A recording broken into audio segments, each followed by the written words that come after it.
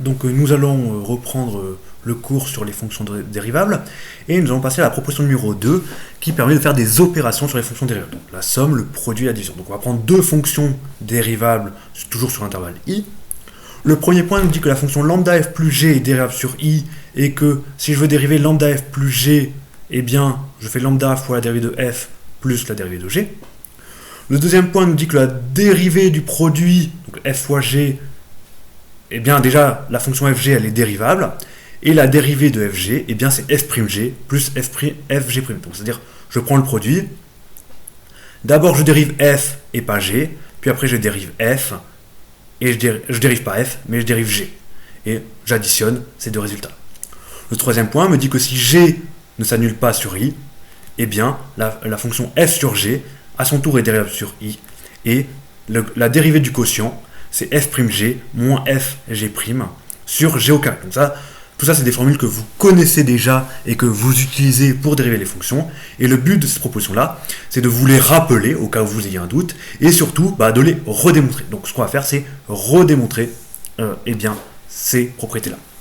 Donc, tout d'abord, pour le premier point, on me dit lambda f plus g est dérivable sur i. Donc i, c'est un intervalle. Pour démontrer qu'une fonction est dérivable sur i, il faut que j'arrive à démontrer qu'elle est dérivable en tout point d'intervalle. Donc je vais commencer par m'en donner un, appelons-le a, soit a appartenant à i. Je vais démontrer que du coup lambda f plus g est dérivable en a. Et bien donc pour ça, je vais regarder le taux d'accroissement de cette fonction-là en a. Donc je vais me prendre un x appartenant à i. Et comme je veux faire le taux d'accroissement entre a et x, eh bien évidemment je vais prendre x différent de a. Et je vais regarder lambda f plus g pris en x moins la valeur de cette fonction pris en a sur x moins a.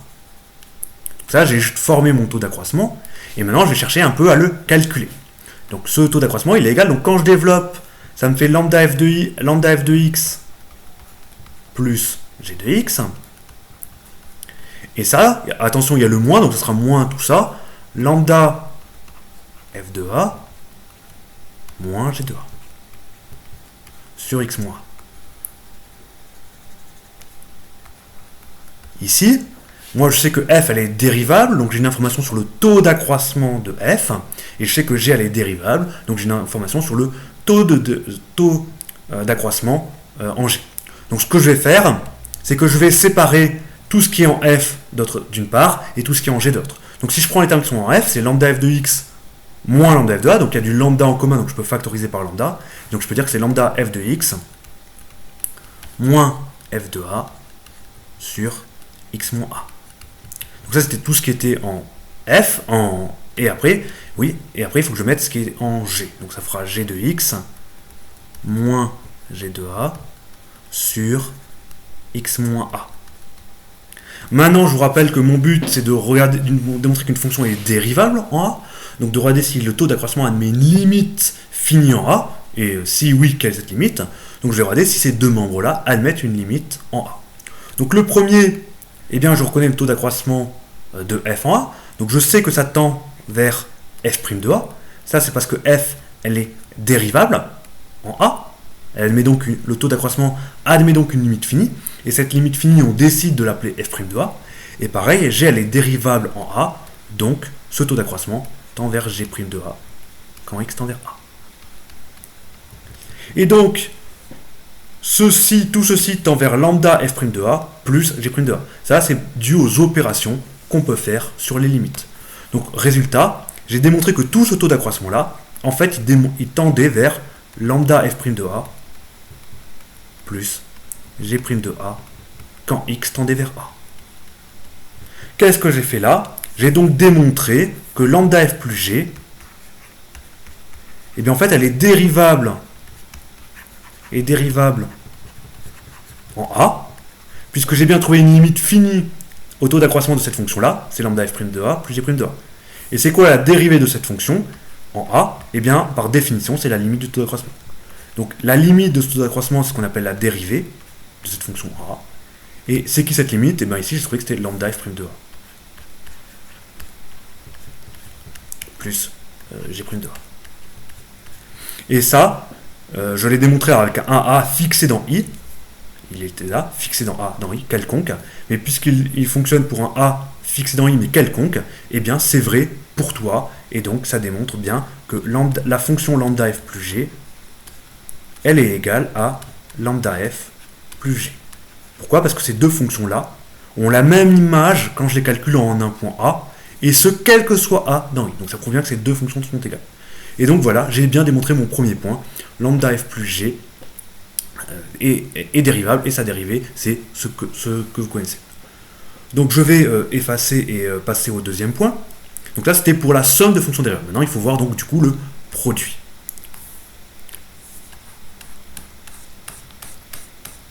Alors, je vais voir le produit. Donc, pareil, si je veux démontrer que la fonction f fois g est dérivable, eh bien, il faut que je regarde le taux d'accroissement. Le taux d'accroissement, pour regarder, je vais me fixer un point dans i, et je vais me prendre un x dans i privé de a pour faire le taux d'accroissement. Et je vais regarder la fonction f fois g, donc f fois g pris en x, moins la fonction f fois g pris en a, et je vais diviser par x moins a. Alors, comment on calcule f fois g pris en x? Eh bien ça, par définition, c'est f de x fois g de x. Et ça, c'est f de a fois g de a. Et on divise par x moins a. Alors le problème, si on fait ça, c'est que là, il y a du f de x, et là, il y a du f de a. Donc on pourrait se dire, il faudrait reconnaître un taux d'accroissement en f, mais on n'a pas f de x moins f de a, parce qu'on a du f de x qui est multiplié par quelque chose, et là, on a du f de a qui est multiplié par quelque chose d'autre. Donc on ne peut pas factoriser de façon à avoir f de x moins f de a. Et quand c'est comme ça, eh bien en fait on va intercaler un terme qui ressemble à l'un et à l'autre, mais qui va faire l'intermédiaire. Donc si je veux reconnaître du taux d'accroissement en f, il me faudrait du f de x moins f de a, mais là ce f de x il est multiplié par g de x, donc ce que je vais faire c'est que je vais dire que c'est f de x fois g de x, et là si je veux reconnaître un taux d'accroissement, donc je vais faire un moins f de a, mais du coup, ce f de a, il faudrait que je le multiplie par g de x. Comme ça, si je factorise par g de x, j'aurai bien du f de x moins f de a. Et donc ça sera une bonne nouvelle pour un taux d'accroissement. Mais si je fais ça, ici, il n'y a pas de moins f de a g de x. Donc puisqu'il n'y est pas et que je l'ai soustrait, il faut donc que je le rajoute pour compenser. C'est toujours comme ça qu'on fait en mathématiques. Vous avez le droit de faire apparaître des termes, mais si on fait apparaître un terme, eh bien, il faut évidemment le compenser. Donc ce que je vais faire, c'est que je vais faire plus, eh bien, le terme que j'ai enlevé, f de a g de x. Donc en faisant moins ce terme plus ce terme-là, j'ai rien fait de mal. Et puis après, il y a ce terme-là, évidemment, on recopie f de a g de a. Il ne faut pas que j'oublie que tout ça, je le divise par x moins. Et ça, c'est une assez bonne nouvelle. Pourquoi c'est une assez bonne nouvelle? Parce que le f de x qui est là et le f de a qui est là, ça va me faire un taux d'accroissement en f si je factorise par g de x. Et le g de x et le g de a, ça va aussi me faire un taux d'accroissement en g si je factorise par f de a. Donc j'ai plus qu'à réécrire les choses un petit peu différemment, et je vais les écrire que c'est... Donc ici j'ai dit que je factorisais par g de x, donc je vais dire que c'est g de x fois f de x moins f de a sur x moins a. Donc ça c'est quand j'ai factorisé ces deux termes-là par g de x. Et après il y a ce terme-là, donc là ce terme-là je vais le factoriser par f de a, plus f de a facteur de fois g de x moins g de a sur x moins a. Et là, je suis assez content, parce que moi je vous rappelle que je cherche à faire la limite de ça quand x tend vers a, mais la limite de ça quand x tend vers a, je sais, ça c'est un taux d'accroissement en g, donc quand x tend vers a, ça tend vers g' de a. Ça tend vers f' de a. Donc déjà c'est des informations qu'on peut indiquer, ça tend vers f' de a quand x tend vers a. C'est par définition de f' de a c'est la limite du taux d'accroissement, et ici je vois bien un taux d'accroissement. Pareil, ceci, je sais vers quoi ça tend vers g' de a, quand x tend vers a. Alors vous allez me dire, ouais, mais il n'y a pas que ça dans cette expression. Non, il n'y a pas que ça. Là, il y a du f de a. Mais f de a, ça ne dépend pas de x, c'est donc constant. Donc quand x tend vers a, bah évidemment, ça tend vers f de a. Quand x tend vers a, puisque c'est quelque chose de constant. Donc ce terme-là, non plus, il cause pas de problème. Et là, il y a g de x. Donc g de x, vers quoi il tend quand x tend vers a? On a envie de dire qu'il tend vers g de a. Alors est-ce que c'est vrai? Eh bien, ça, quand est-ce qu'on peut dire que g de x tend vers g de a quand x tend vers a? On peut le dire, c'est vrai quand g elle est continue en a. Parce que c'est ça la définition d'être continue en a. Une fonction est continue en a quand g de x tend vers g de a quand x tend vers a. Et donc, pour dire que ça tend vers g de a, il faudrait que je sois sûr que g est continu en a. Et ça, c'est pas marqué dans les hypothèses de mon théorème. Les hypothèses de mon théorème, ils disent juste que g elle est dérivable en a. Mais on sait qu'il y a un lien entre dérivabilité et continu. On sait que si la fonction elle est dérivable en a, alors elle est continue en a. Et c'est exactement ce que j'ai ici. G elle est dérivable en a, donc elle est continue en a, donc cette limite-là est bien licite. Donc ça, on va juste l'indiquer quand même. Car g est dérivable en a,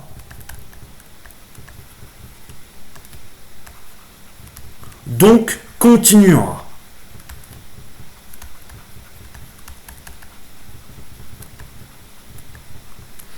Et là, si vous allez bien voir le théorème numéro 1, regardez bien, je l'utilise dans le bon sens, dans le sens qui est correct. Si une fonction est dérivable, alors elle est continue. La réciproque est fausse, l'exemple de la racine carrée, de la valeur absolue, le montre. Mais là, j'ai bien utilisé le bon sens.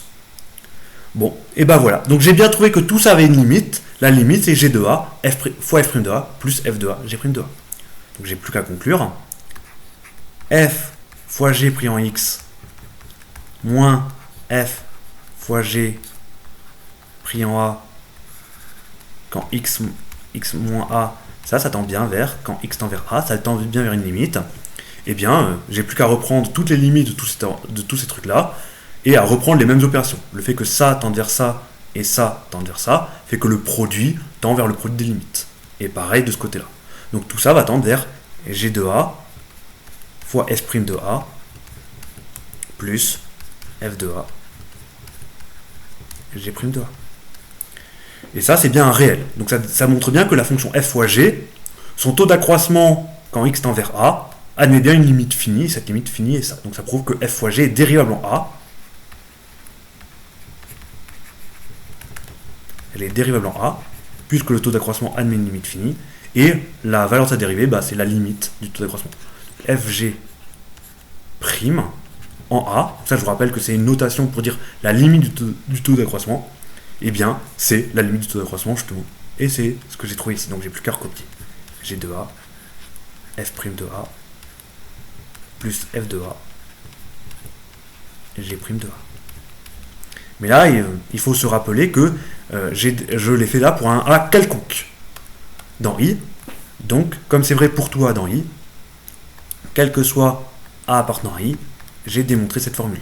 fg est dérivable en a. Et ça démontre que f fois g, en fait, elle est dérivable, non pas en un point a, mais sur tout l'intervalle. Et la dérivée, on la connaît, c'est fg. La dérivée de fg, eh bien, c'est g fois f' plus f' plus f, g'. Donc une fois je dérive f, et une fois je dérive g. Et j'additionne les produits, comme ça. Donc attention, ne pas se tromper, hein. La dérivée de f fois g, c'est pas la dérivée de f fois la dérivée de g, etc. Ça, c'est pas vrai. C'est cette formule-là qu'il faut appliquer quand vous devez dériver un produit. Voilà. Donc là, on a bien démontré la formule de la dérivée du produit. Il y a un troisième point, c'est la dérivée du quotient. Donc évidemment, si on veut parler du quotient, il faut que la fonction g ne s'annule pas pour faire f sur g. Et on a une formule que vous connaissez aussi. Alors cette formule-là, je vais peut-être pas la démontrer, ça se démontre à peu près comme le point 2, sauf que les calculs sont un petit peu plus compliqués parce qu'il y a des fractions. Donc je le mettrai en ligne sur le poly, mais je vais peut-être pas le faire en vidéo, c'est peut-être pas important. Ce qui est bien important, c'est surtout que vous sachiez, que vous connaissez cette formule pour dériver un quotient quand vous en rencontrez un. Voilà. Donc on va s'arrêter là du coup pour cette proposition numéro 2.